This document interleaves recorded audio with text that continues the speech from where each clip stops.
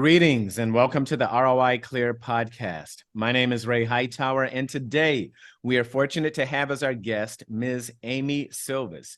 Amy is principal of Sylvis Capital, which owns multifamily assets in Texas, Kansas, Alabama, Indiana, Georgia, and Tennessee.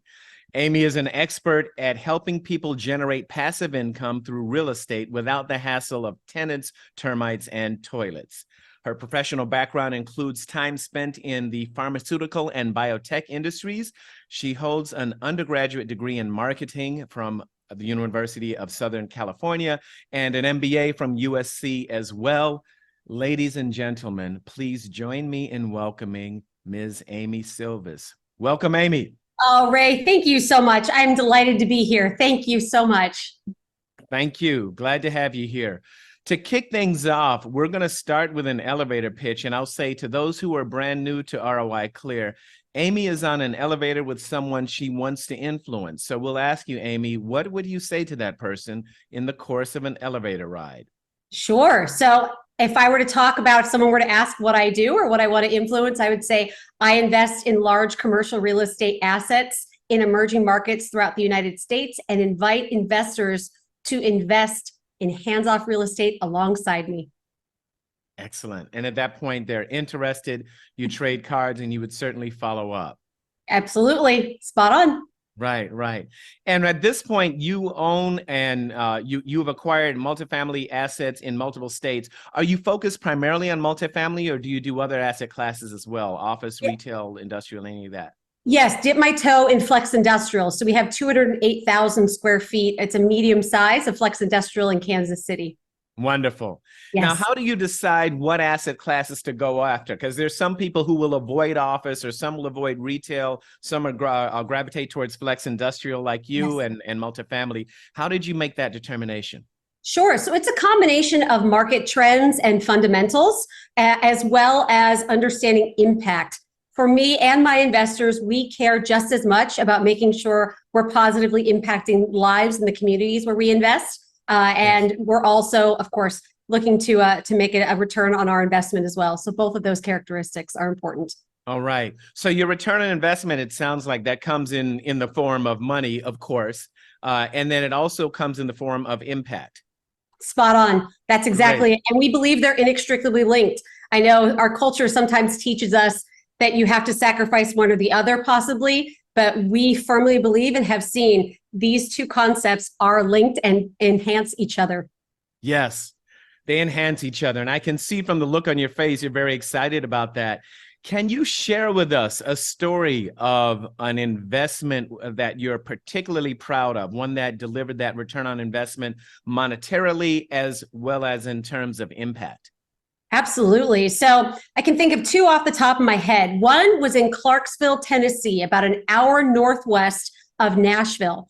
Really great area. In fact, what we owned was 58 units. It was called a scatter site. So most of the apartment units in that city aren't these large kind of, maybe all 58 units in one location. But this was a series of quadplexes, duplexes, eightplexes, tenplexes in kind of a neighborhood, if you will. And it bordered a more commercial area. There were some retail, some office, right bordering where that neighborhood was. And we would hear week after week, month after month from the local community, whether it's other residents that lived in the community or people, owners, customers of the local businesses, how much we improved the area, how much we cleaned it up, how much they appreciated how their lives were enhanced, whether as residents or business people, by the impact we had in the area. And this is above and beyond how we help the residents in the area live, a better life as a result of how we cared for them and addressed their needs as well. So that was very rewarding. My goodness. And that's in Clarksville, Tennessee. Yes, sir. Yes, Very sir. big military town, if I remember. Yes. So right across the border in Kentucky. Yeah, that's right. But it's growing. Amazon just created a distribution center. Lots of folks that can't afford Nashville are migrating up to Clarksville because they can commute. So yeah, growing area. You mentioned Amazon. My goodness, I'm in Arizona, just west of Phoenix, and I've seen this in Tennessee as well, and in Arizona and the U.S. Time you throw a rock, you hit an Amazon. Amazon distribution, something. A big impact. They really do. Wonderful. This Clarksville asset, what is it that you did say in the first 30 days of taking over the asset? What is it that you did that got them so excited about your performance and the way you do business? Yeah. So, well, the first things first, we always start with the exterior of our properties because the curb appeal, it really gives our residents a sense of, oh gosh, I've got pride in living here. So there were some dilapidated, some paint, some storm repairs that needed to be done. The previous owner wasn't doing a great job of keeping up the lawn. Little things that, didn't even really cost all that much money. Thankfully, we budgeted for them.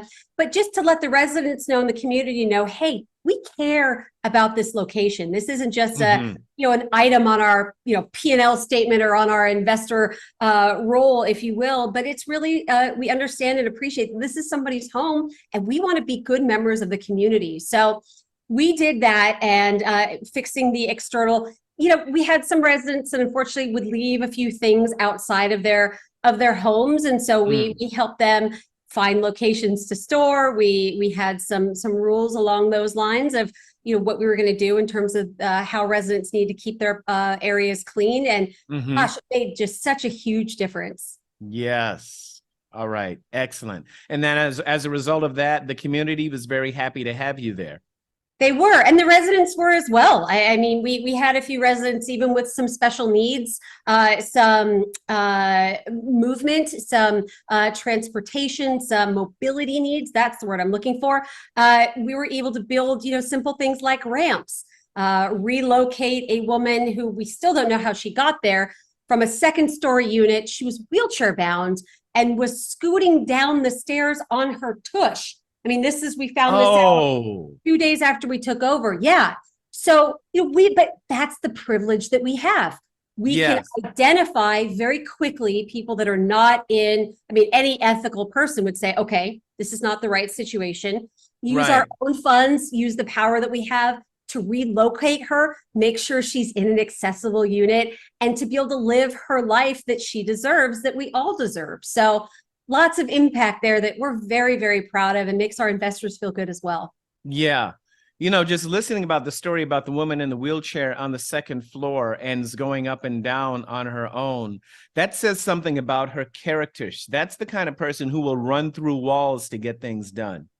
So true. I mean, gosh, I don't think any of us would wish mobility issues on anybody, but to your point, yes, I think she was, from our understanding, put in some circumstances she didn't anticipate. And we were just overjoyed to be able to be a positive part of her life and making her life easier, because she shouldn't have to go through that. No one should. Right. And you were able to make things better for her. That's got to make you feel good. Oh, it's the best. That's one of the reasons we love multifamily. It's that impact. Solid. Now, as we mentioned during your introduction, you own in Texas, Kansas, Alabama, Indiana, Georgia, Tennessee, probably some other states that we haven't mentioned. And so the question is, and the question is going to come from anyone who is in our audience or anyone who's new to commercial real estate, how are you able to manage properties all over? That's just a wide space. You're casting a wide net. So how are you able to manage all of that? Or rather, I should ask better, what strategies have you put in place so that you can manage in all of those locations?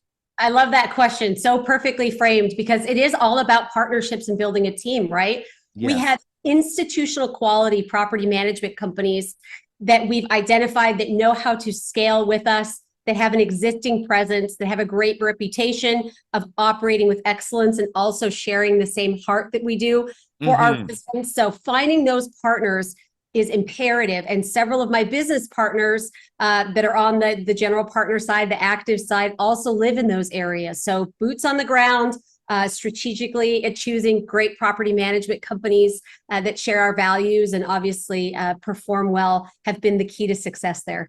Excellent. So you're looking for good property management companies that share your values, and when you're aligned, when your ships are sailing in the same direction, you can move forward.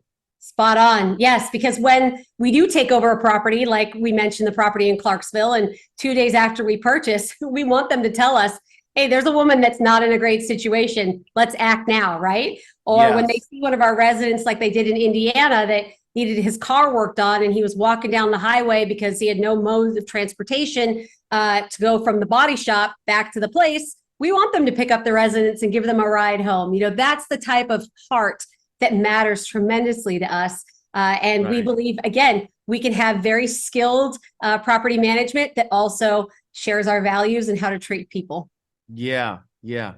And it shows in all of your materials and in our interactions here and now. It shows that you have a passion and you have a focus in that area. So it's powerful.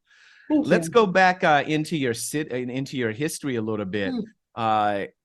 Rumor has it that you read the book Rich Dad Poor Dad by Robert Kiyosaki many years ago. And when that happened, a light bulb went off. Can you tell us about the light bulb? Was it incandescent or LED?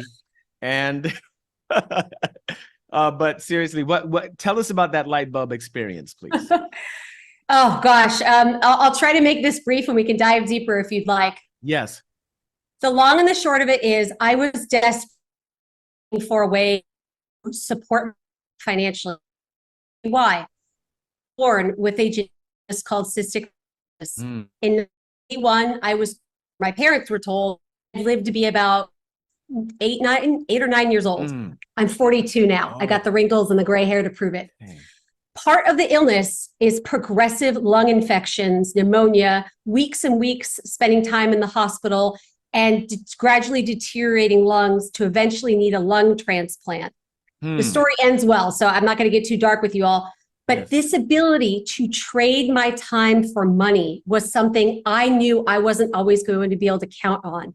I was able to work in my 20s, but thankfully in my late 20s, I came across this book that opened my eyes to passive income because I came from a very middle-class background. My father still to this day does manual labor. This concept of not having to trade my time for money was just not in my worldview. And Robert Kiyosaki helped me understand, when I'm in the hospital dealing with this illness, I can still have money coming in to pay my bills. And I don't have to be a burden on my parents that have already sacrificed so much raising me. So thankfully, I got a miracle drug about 4 years ago, so I'm healthy enough to trade my time for money now. Excellent. But hopefully I kept it short enough. That's how powerful that book was in my life because it really changed my concept of how money could arrive in my bank account. Yes. Oh my goodness. There's so much to unpack there. Your parents were given some bad news when you were very young. Yes. Right around the time of your birth. And you, of course, when did you first realize that you had this issue? When did you first learn to pronounce cystic fibrosis? Yes. As you can imagine, I grew up very quickly. At the age of 5, I had my first friend die of the illness. So I knew very young kind of what my fate was, or what my fate statistically might be. Yes. So my goodness. So this obstacle, this was right in front of you. You made the decision that, my goodness, I don't know that I'm always, or if I'm ever going to be able to trade my time for money. So I need to come up with a way to make money using my brain and make money using strategy and business strategy and, your marketing background and your MBA and all of that. And that's how you've put together your systems and your structures and your businesses to thrive. I hope I'm not putting words in your mouth. Is that an accurate? Okay. That's spot on. And it took a lot of tries, right? Because I did get my MBA thinking a bigger, badder job might help me earn more income and I could stockpile more money. There were definitely there were several different iterations of how am I going to solve this puzzle? But Rich Dad, Poor Dad was really the turning point for me. And will be forever grateful to him in that book. Sure. And I'm sure you've recommended that book to many people. Ad nauseum. And okay, there it is. You also talk about the 5 freedoms in the materials that I've looked at for you. I see there's freedom of, there's financial freedom, time freedom, geographic freedom, freedom of association, and freedom of purpose. Where did this framework come from? Why does it mean so much to you? And what can you tell us about it? Sure. So the framework actually came from the great Trevor McGregor. If anyone knows about him, he is a great coach. Yes. So I can't take credit for him, but from him.